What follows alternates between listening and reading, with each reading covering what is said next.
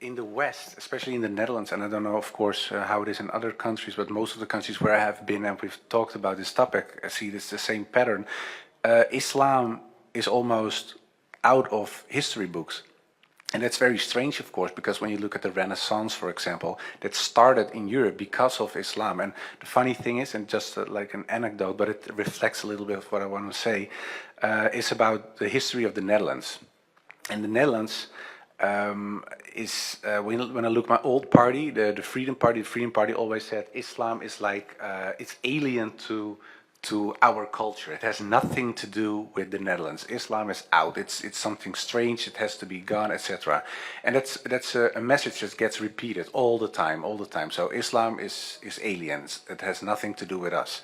But the funny thing is that when you look at the history of the Netherlands, especially the Netherlands, there is this like DNA string of Islam in our history.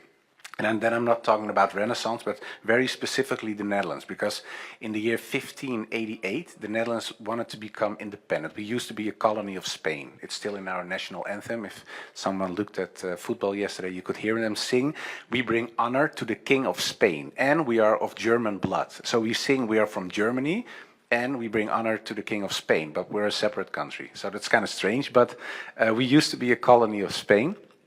But in the year 1588, William of Orange, let's say our founding father, said, I don't want to be part of the Spanish Empire anymore. I want to be an independent country where we have freedom of religion, because he, in secret, became a Protestant and he was no Catholic anymore. And Philip II, the king back then of Spain, said, that's impossible. You're still a Catholic. Everybody's Catholic. If you're not a Catholic, you will die.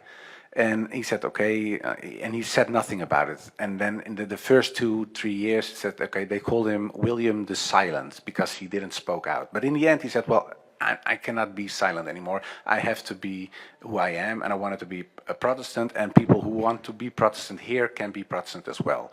But of course, Philip II, the King of Spain, said, then there is this war, because you will all die if you're not submitting to the King of Spain and to our empire, and in our empire everybody is Catholic. So this fight started, took about 80 years, and we were losing big time. Everybody got killed, and the Spanish was, it's like the Spanish Empire back then was like the USA, and we were just ourselves. So it was, you couldn't fight it. It was not a real match. But William of Orange said, well, who is the enemy of my enemy?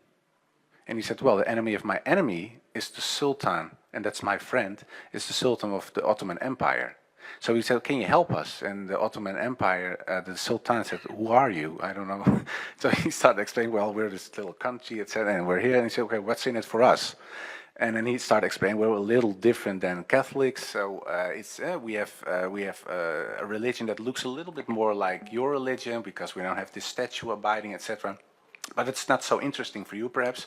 So when you, with your ships, go from the Ottoman Empire and you cross the sea, like it's Spain, then you're in hostile territory, because everybody hates you. The Spanish hate you, the Portuguese hate you, the English, the French, and we, because we're part of Spain. And he said, well, if we are an independent country, you have this safe haven.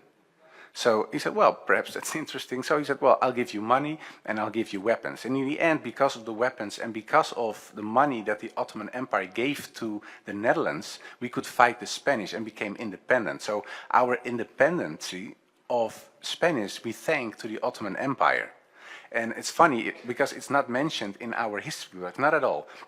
But if you walk through certain cities in the Netherlands, you see statues of let's say European guys, Dutch guys, wearing like a vest with a half moon on it. And everybody thinks, well, it was because it was night or something. No, it was because it reflects the help of the Ottoman Empire. We even had ships that were called the Half Moon. And there was this slogan, they said, I'd rather be Turkish than Papish. And when you translate it into normal day English, they say, I'd rather be a Muslim than a Catholic.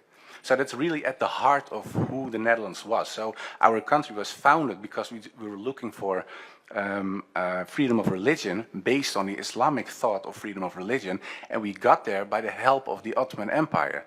But it's not in our history, and everybody keeps repeating, well, Islam has nothing to do with us. Yeah, perhaps when you're from Norway, but when you're from the Netherlands, you have this Islamic string in your history. So.